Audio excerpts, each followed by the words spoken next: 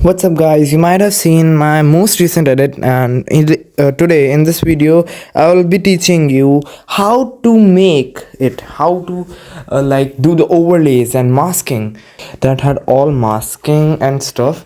I'm going to give you a proper tutorial on how to make that edit. Okay, now starting with it, this is the edit. See, okay, and now I will teach you each and every step of the edit. Now starting with the overlays in the longer form of the video, which I will be uploading after this video. So if you find something difficult, either DM me on Discord. My Discord ID is in the bio of my channel, or you could just post a comment on this video. I will surely reply to it. So starting now, let's see what the overlays are. Okay, now it is the first overlay. So what we have done is I have simply put keyframes and added a graph. Okay, now this is second, this is third, and this is fourth. I had to do layering of it. So you see, uh, it it emerges from beneath an edit, and this is the most toughest part of the edit. Here I had to put so many overlays because the background was different, the black background was different, and the car zooming, like what you call zooming out, is different. Okay, there are three of each, and how I did the black thing was remove the background and all these four types full down. If I make one up, then it, like, so then there are four different cars coming in. So at this point of time I had 20 overlays at the same time. Though my phone lagged, I had to cop with it and make this edit. Then it's the wasted symbols, four other edits, four other overlays, that's 24 now. Okay, then the logo, the WM of my channel, and then this is masking.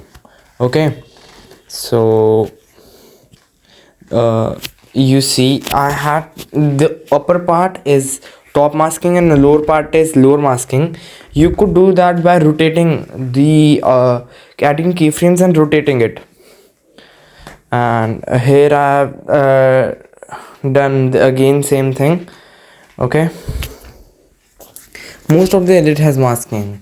Okay, now here it is again masking, and this is the you watermark effect you see was disintegrate. It was an animation. Now this is like another tough part. It was masking but with keyframes. I had to put keyframes into it, like you see right now, horizontal. And first keyframe, the position of the x-axis had to change with each keyframe, and there were graphs as well in it too. And then there is in between transitions, the transition was distortion to the lowest level, 0.1 second. Then there is this simple text. Then it is like zooming in and zooming out with quad in and quad out graphs. And then it is like fade out. Then it is like normal. It is very basic. You could do this. And this is the tough part. I had to put in overlays for this. If you want some overlays, you could DM me on Discord to get some. Now all the overlays are getting in. This is like just normal keyframes, and the combine with the backgrounds and distortions. The transitions are distortions. So it is pretty easy. And then it's the watermark.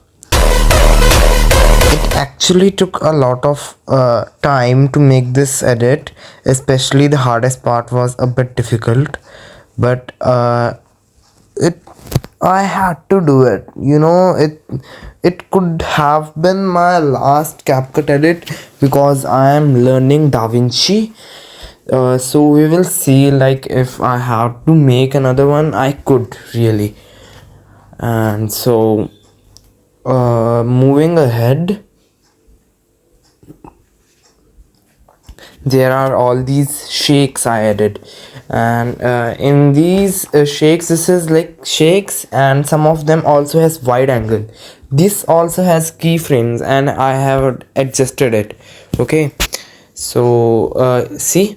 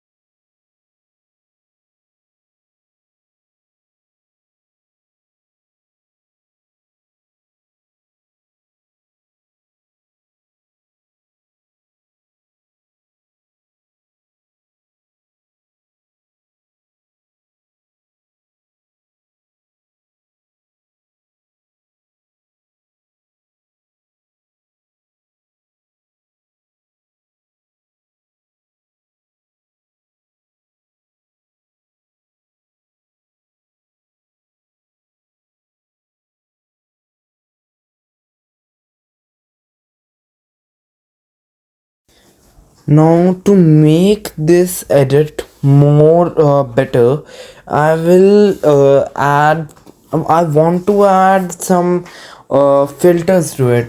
There's this filter named, I think so, HD quality. I will show you right now.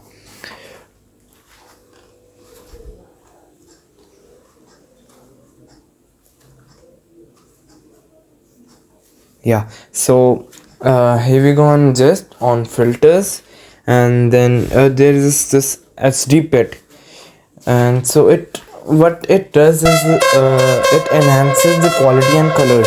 It's more or less like color grading itself. It sometimes even it destroys the edit, because I don't think it was really necessary to add this. Another thing I want to add is motion blur. Motion blur is a very good thing. What motion blur does is it blends and blurs at the same time to make a type of new animation, and like it blurs the what you call, when the overlays are coming in, it will blur their path a little bit, so that will look good. Everyone has their own perspectives of viewing this, but to some there are different settings. What I mostly do is the blur is on 30 and blend is on 20 or something, and direction both times twice. The times is for how many times you want the motion blur to be activated. So after applying this, I'm going to export the video in the highest resolution and upload it to YouTube.